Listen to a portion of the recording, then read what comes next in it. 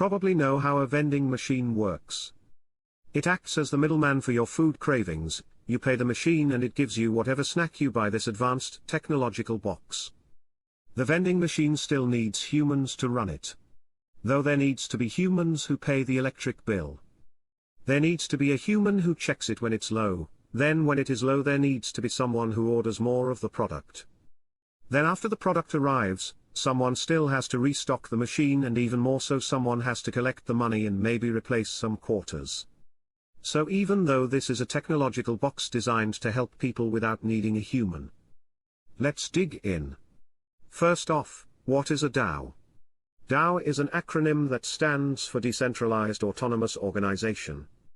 This means it is roughly an organization run by code agreed upon by the people who started the DAO smart contracts, which if you don't know what a smart contract is, you should definitely watch our video on it.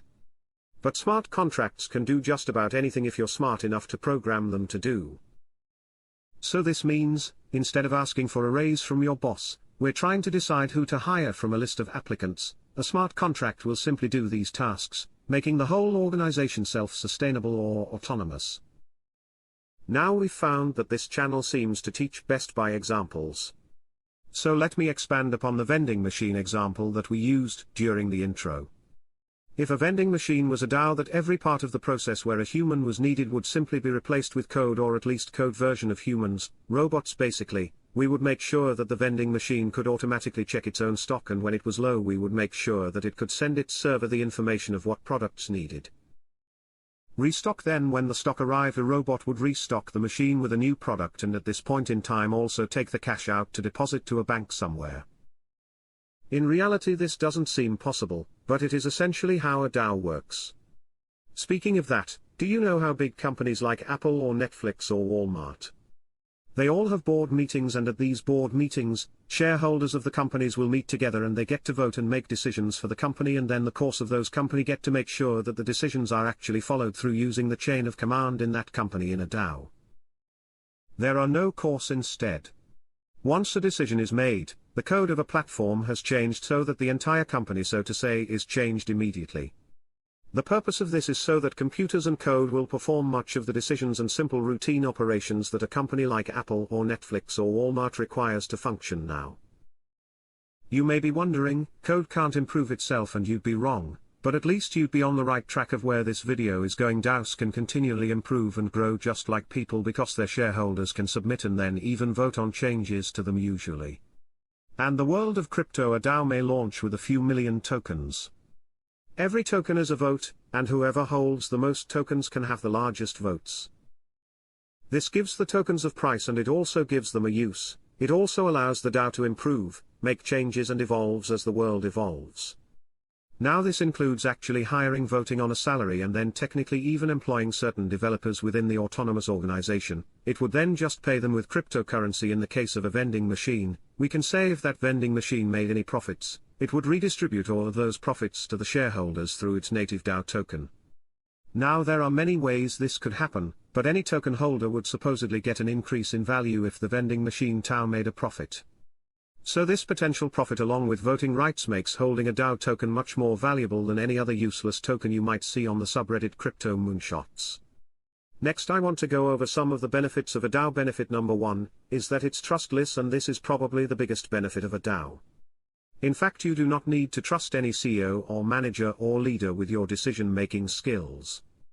The program or the whole organization will continue no matter if a major developer stops working on the project or even if the funding goes away.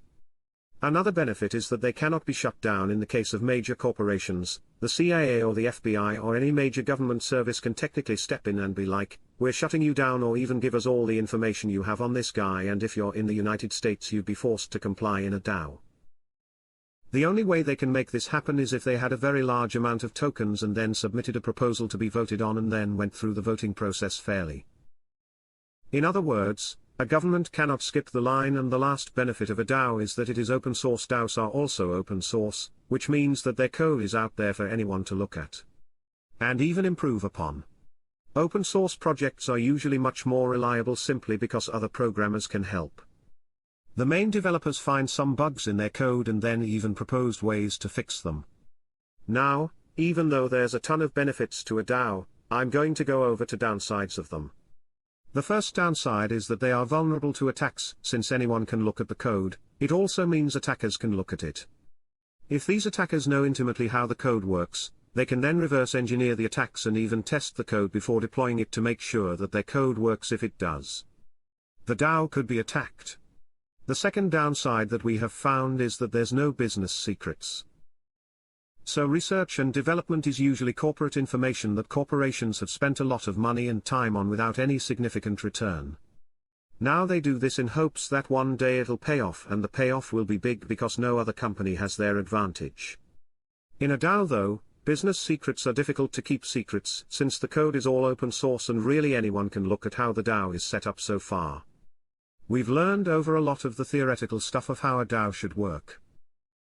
Are there any real-life examples? Yes, here are a few: MakerDAO, Aragon Metacartel, Getcoin Dash, and the famous The DAO.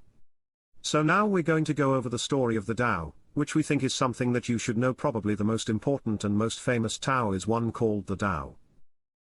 The DAO is a venture capitalist fund created in 2016 that was well known for its failure. In fact, around 20,000 million DAO was actually hacked, and $50 million Ethereum Classic is actually the original blockchain that still has the money hacked. However, developers took the blockchain, realized that it wasn't right for someone to steal $50 million, and then also realized they could make a new blockchain where the money was given back, and this is how we have a theory. Today, in fact, the main developers of Ethereum did what is called a hard fork, and if you're interested in what a hard fork even is or how it differs from a soft fork,